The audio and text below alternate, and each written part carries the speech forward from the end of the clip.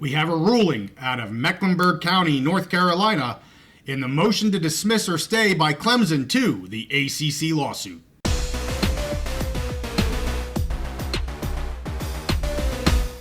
The ACC lawsuits are always in the news, so we're back on the big mountain to break it down for you.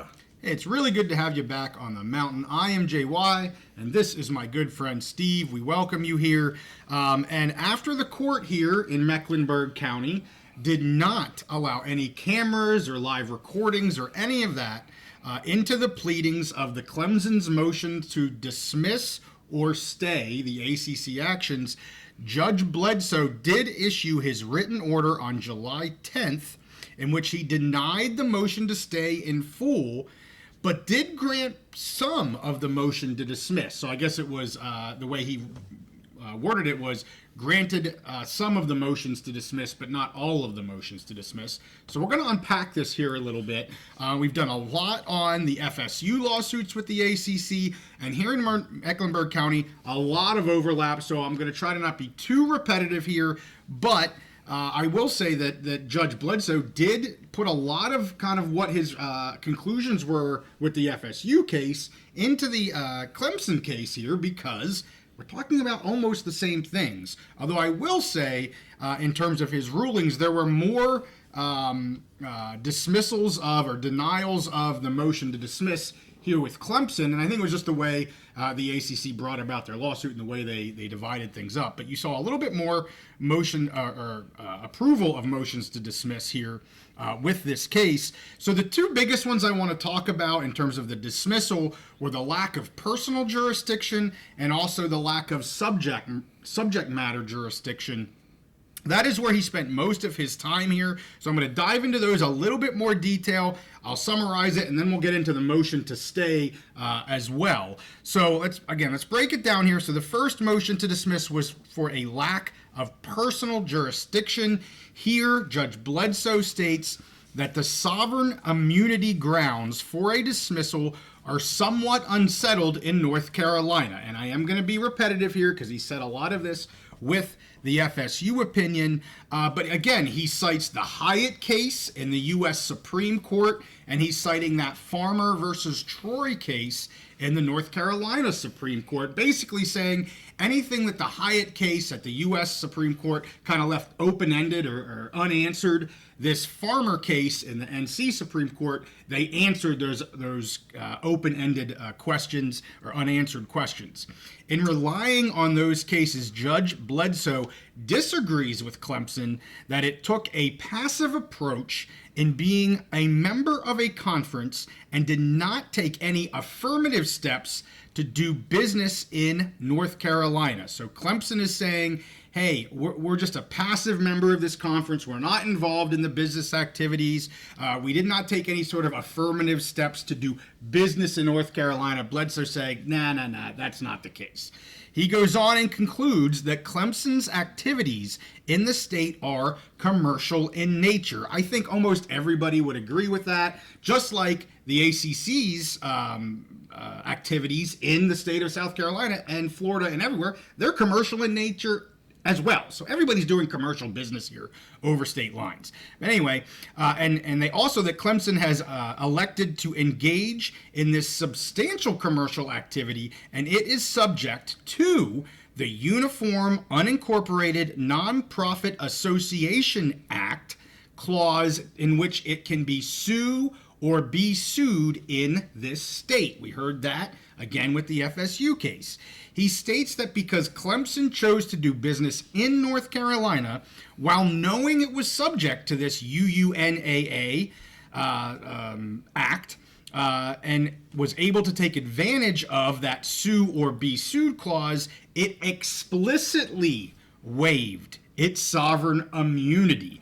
That's where I think you could have certainly some on the other side saying, no, they didn't explicitly waive it, but Judge Bledsoe, the only opinion in Mecklenburg County that matters right now, says, yes, you did explicitly waive your sovereign immunity. And you're hearing that a little bit more pointed maybe than what we heard originally in the FSU lawsuit, and just in terms of that explicit, implicit, all that kind of stuff, because that's a big deal with sovereign immunity.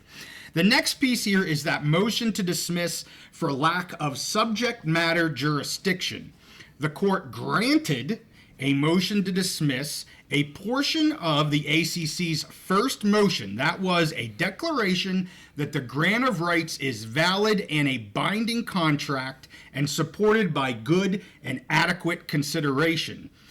He also dismissed the ACC's second claim for relief, in which Clemson be estopped from challenging the validity and enforceability of the grant of rights in its entirety and without prejudice. For the first partial dismissal, and this was motion number 1, or the first motion out of the ACC, Bledsoe states that a declaration that states the validity of the grant of rights would mean no actual controversy even exists. So he's kind of like, I have to dismiss this if there's going to be a controversy, and you kind of need a controversy in order to have a lawsuit. So that's kind of how he defined that first piece.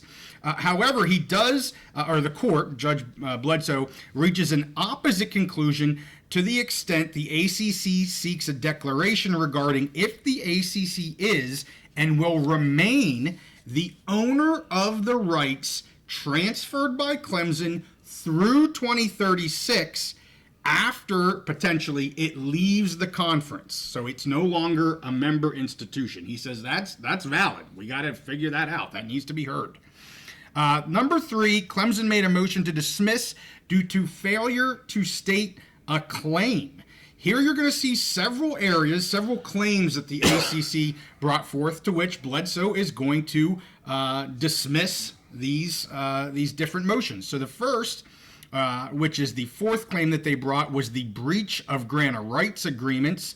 Also, the fifth claim, which was Clemson owed a fiduciary duty to the ACC. And the sixth claim, the breach of good faith and fair dealing. The court dismissed all 4 of these. So we did hear back with the FSU case, that whole fiduciary duty aspect. He dismissed that with FSU as well. So let me just summarize this here real quick. First of all, the court granted a dismissal to a portion of the first claim, basically whether or not the grant of rights is a valid contract or not, and all of the claims 2, 4, and 6 with prejudice. He did do claim 5, 2, 4, and 6 without prejudice. He did 5 with prejudice. So basically, I'll try to put this, I'm a layman, and I'm going to try to put him in layman terms here. He's saying that Clemson can challenge the grant of right and has not waived or is not stopped from doing so. So that was 2 things the ACC said. They can't even do it. And he's like, yeah, they can do it. Okay, so that's number 1. Also, Clemson does not owe a fiduciary duty to the ACC and has not yet breached the grant of rights. That has not happened yet. He is saying that action regarding the media rights ownership, again, after a member leaves the conference, and the withdrawal penalty provisions can move forward. And that's really what we're talking about. You know, like, what does this mean when a member leaves? Who owns the rights? Also, what are the payment provisions? I mean, that's the black and white piece from the contractual side of things. A lot of people want to throw other stuff in here. We saw a lot of this with FSU in their filings, where they throw all kinds of stuff. They're throwing the whole tub into this sucker, throwing the baby out with the bathwater. Clemson didn't really do that. And I think part of that is, and that's why I think Bledsoe can be a little bit more precise in where we're at here with them, because they didn't take all these other motions and bring all of this other salacious types of items yet into this. So that's where we're at with the dismissal. I'll get to the motion to stay next, but I want to shoot it to you first, Steve. A couple thoughts for right now. One, my first thought is I'm wondering, Clemson, like you mentioned, they had a little more success. They got a few more items kind of knocked down and dismissed. So I'm wondering if that comes from, we talked about this many times, where Florida State went first. Clemson was able to kind of learn some lessons from them and basically tailor some things a little bit. So if that's the case, kudos to Clemson for basically kind of cheating off Florida State's homework and doing better. And then also kudos, and if that's the case, kudos to Judge Bledsoe, because he's showing in those cases, basically, I'm not just a rubber stamp. I'm going to look at the different arguments being made, and Clemson's making some different arguments than Florida State had been making, and they made good arguments, and so I'm going to dismiss these certain parts for that reason. So those are that's my one thought. My other thought on the implicit versus explicit waiver. Yeah. So when we talked about this a few episodes back, I went and in preparation for that episode, I did some research and I looked at the definitions of the two words, and then I looked at how, explicit versus implicit in terms of a waiver of sovereign immunity, how that's usually dealt with. Yeah. And what the really strange part of this to me is what Judge Bledsoe describes in this ruling matches up 100% with implicit that they implicitly waiver. When you do something, when you don't say that you're waiving it, but your actions show that like a reasonable conclusion that you are waiving it is basically the textbook definition from what I've read of implicitly waiving it. But he says they did this, so obviously they're explicitly waiving. So to me that doesn't make a lot of sense. I would be, he does his things a little more orderly. He just issues the written rulings. Yeah. This is one case where I would love to hear him talk through that, kind of like Judge Cooper does. And obviously, we don't have 10, 12 hours to listen to Judge Cooper talk about every single thing, and I wouldn't want Judge Bledsoe to do that. But this is one area I'd really like to hear his explanation of what he described and how he came to the conclusion that was obviously they explicitly waived, because it doesn't sound like that to me at all. So those are my thoughts for now, and I have a couple other I'll save for the end. Well, and that's where you could easily see a different judge in Pickens County or in Leon County looking at and defining that differently. And we've talked about that a lot. But yeah, I mean, he clearly says it was an explicit waiver of sovereign immunity. That's his definition of that. It's interesting to me. I kind of wonder if there's gonna be an appeal here. I mean, usually with these, I think that's just kind of what happens. We're gonna appeal it. But if the end game is to try to get to get out, and I'm going to speak for Clemson here. Yeah. If their end game is to try to get answers to get out of the ACC, an appeal doesn't really help you. You need answers. Basically, the two questions that he is focusing in on: who owns the rights after a withdrawal from the conference, and what about this withdrawal penalty? Is it truly what this is? I mean, those are the two answers that we've been talking about from the very beginning. So part of me wonders, does Clemson actually take a lot of time to go through the appeal process? Because we've talked before, Clemson's caught up almost to where FSU is at this point, and appeal process only slows that down. They got the they got the ESPN agreement before FSU did, for crying out loud. So do you have any thoughts on that? I'm going to guess that they're definitely going to appeal based on the personal jurisdiction issue and this waiver of sovereign immunity. I get what you're saying, but part of that may also depend on how things play out in Pickens County, which I think we have a hearing there was Friday. And this video probably will be posted Friday morning. Right. So, they may wait to see what happens in Pickens County, because if they can kind of get ahead of it. But I'm going to guess that they are going to appeal here on those the personal jurisdiction matter and the explicit versus implicit, the waiver of sovereign immunity. That's just my guess. Kind of I guess I don't say have to, but because if not, they're basically just agreeing. You're just agreeing. Yeah, right, exactly. So let's get to the motion to stay real quick. He put the main weight of his decision here regarding the stay on the fact that this matter continuing in North Carolina would not work a substantial injustice to Clemson. And that's really the definition, or one of the definitions, that he needs to determine whether it will or will not work a substantial injustice. And he's saying, no, it will not. Most importantly, the only court, in his opinion, that has jurisdiction over FSU, Clemson, and the ACC is the North Carolina court. He notes that the FSU court cannot bind Clemson in South Carolina, just as Clemson's action cannot bind FSU in Florida. So he's gotten back to this procedural chaos, having multiple different rulings, potentially different rulings at different times. Who's on first? Who's on second? Who do we actually listen to? He's really beating that drum yet again that, first of all, it makes sense that because jurisdiction is had here, in his opinion, for all of these, this is really where it should be had, because the Clemson FSU cases are separate in their own states. There's really no crossover there, is basically what he's saying. He also states that the contracts were made in North Carolina and are governed by North Carolina law, and that these matters are of local concern to the ACC because it is based, or to North Carolina because the ACC is based in that state, and also there are 4 member institutions there as well. So I think that's a very well understood reason to not stay the case. I was interested to see what he was going to do here. I didn't think he would stay it, but because the priority was with Clemson, they filed first.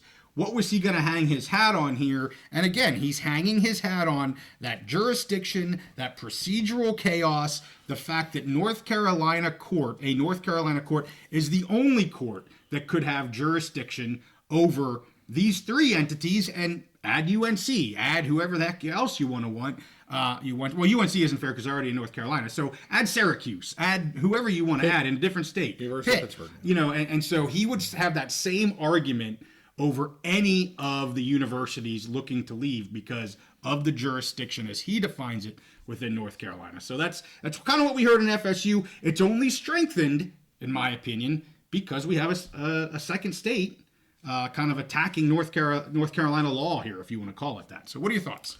So my first thought is we spent a whole bunch of time talking about, and really there was all this time spent in the courtroom talking about priority, who filed first, or the rush to the court. When it comes down to it, none of that mattered at all. Mm-hmm. And we're seeing that here because, like we mentioned, we have the exact opposite in both cases, but the ruling was the same way. That was basically disregarded, basically in favor of other, personal jurisdiction, sovereign immunity, all that kind of stuff. So in the end, we spent so much time on it. The lawyers spent so much time arguing. The judges asked questions, and in the end, it really did not matter whatsoever. So you take that for what you will. Yeah. And honestly, I think that's for the best when I think about it that way, because it's really, it would be dumb. And Judge Cooper talked about this. All the judges talked about this. Why decide something just on who can dodge the other person, get someone there a little earlier? It would be really dumb in any of the states, I think, to just decide the jurisdiction on who got to the courthouse first. So I'm glad that it ended up not meaning anything, but everyone just spent so much time on that. Right. The other thing I want to talk about is the procedural chaos, the points that Judge Bledsoe is making now. Yeah. I think he's making all of these arguments, I think are, I think David McKenzie talked about basically how Judge Bledsoe was speaking to the judge in Pickens County and making things very clear for him. In my opinion, and David would know more than I would on this, his experience and all that. But the way I look at Judge Bledsoe's comments on this in his order is he's speaking to either an appeals higher court, a higher level, either his own appeals courts in North Carolina, which he knows very well and has a good record, or potentially if this case were to ever go federal. I think that's what he's trying to make that argument of, hey, this is going to be mass chaos. It's not going to be good for anybody if we have all these hearings and all these different cases. This is the one location. It's the epicenter because this is where the ACC is. So for me, I think he's speaking because I don't think the judges in those other states are going to listen to him. Judge Cooper already said, I do not care what Judge Bledsoe says. I'm not even going to read his orders. Yeah. We don't know what the judge in Pickens County, if they'll look at it. Right. To me, I think Bledsoe is making that case to his higher courts in the state or possibly later on to federal courts. And I think in some ways he makes a good argument because it is. If you want this to be clean and concise, you have it all in North Carolina, have it in one state. Because if you have it going on in a bunch of different states, it's messier. Yeah. Now, I think the schools that are in different states would say, and probably the maybe some of the judges and some of the political positions in those other states would say, we don't care if it looks clean. We want our school, our public university judged under the laws in our own state. And the best way to have that happen is in our own courtrooms in our own state. And not only is that the best way, in some cases, like in the state of Florida, they're saying that's how it has to be by our own codes and laws and precedents. So I think he makes some really good points. And, you know, I think that if it does kind of go to a higher level, I think people will look at that and make a lot of sense. It's just, are the schools in the other states willing to concede that? And what do the judges think in those other states? Are they just going to totally disregard? Because in my feeling on this is every single state is going to say, and that's what we've seen the pattern so far, our state is the place to have this. We don't care about these other schools. This is about our school. It's a public university, and this should be in our state. Yeah, it's about our tax dollars. Exactly. Okay, great. You know, if I'm Clemson, great. Florida State's doing the same thing. Don't care about the state tax dollars of Florida. I do care about the state tax dollars of South Carolina, and that is going to be the argument for any state and any public entity, public institution in the ACC to which they're having this issue. And I'm sure it would be, we're in Pennsylvania. We talked about University of Pittsburgh, which is a public university. It's not part of the state system per se. But I think that same argument, I could see that same argument happening here. Yep, no doubt. As of right now, discovery can continue with in Mecklenburg. Of course, if there's an appeal, we saw what happens there. You know, Judge Bledsoe had said in the FSU case that, okay, we're going to pause discovery, really anything in his court until it's heard on appeal. So we'll see what happens here. If there's an appeal that happens real quick, we're going to know that, okay, pause button hit. We have to wait for the North Carolina Supreme Court to make a ruling on FSU and Clemson here to see if that's going to move forward or not. But yeah, Friday the 12th is the first hearing in South Carolina. We'll see how this judge handles it. They're supposed to be talking about dismissal, stay, discovery, just like Judge Bledsoe did, got it done in a day. Pickens County is looking to do the same thing, so we'll see what happens there. And of course, we're going to stay on all of these ACC lawsuits until the very end. Whatever happens, settlement, hearings, all that good stuff. So with that, hey, we thank you guys for watching this. Make sure you give us a like, subscribe if you like our content. We'll see you next time on the Big Mountain.